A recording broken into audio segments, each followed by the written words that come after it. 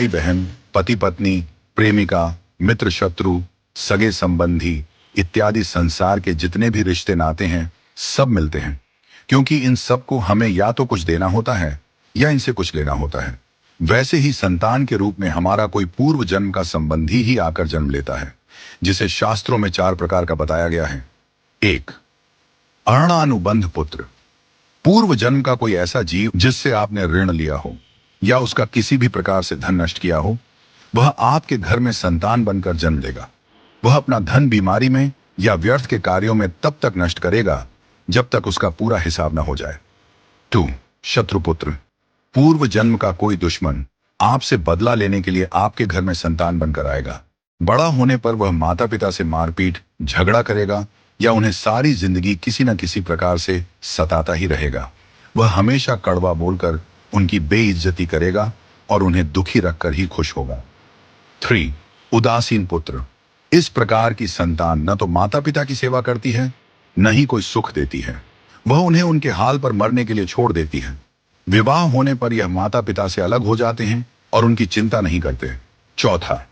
सेवक पुत्र। पूर्व जन्म में यदि आपने किसी की खूब सेवा की है, तो वह अपनी की हुई सेवा का ऋण उतारने के लिए आपकी सेवा करने के लिए पुत्र बनकर आता है। जो बोया है वही तो काटोगे।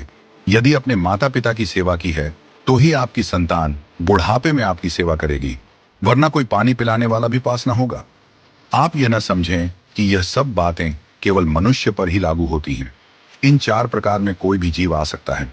यदि आपने किसी गाय की निस्वार्थ भाव से सेवा की है, तो वह भी पुत्र या पुत्री बनकर आ सकती है।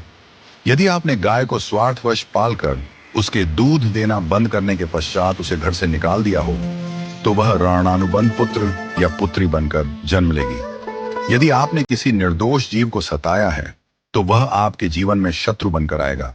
इसलिए जीवन में कभी किसी का बुरा न करें, क्योंकि प्रकृति का नियम है कि आप जो भी करोगे, उसे वह आपको इस जन्म में या अगले जन्म में 100 गुना वापस करके देगी।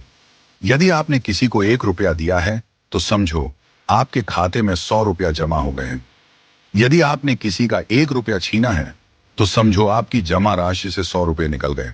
जरा सोचिए, आप कौन सा धन साथ लेकर आए थे और कितना साथ लेकर जाओगे। जो चले गए वे कितना सोना चांदी साथ ले गए। मरने पर जो सोना चांदी धन दौलत बैंक में पड़ा रह गया, समझो वह व्यर्थ ही कमाया। औलाद अगर अच्छी और लायक है, तो उसके लिए कुछ भी छोड़कर जाने की जरूरत नहीं है, वह खुद ही कमा लेगी।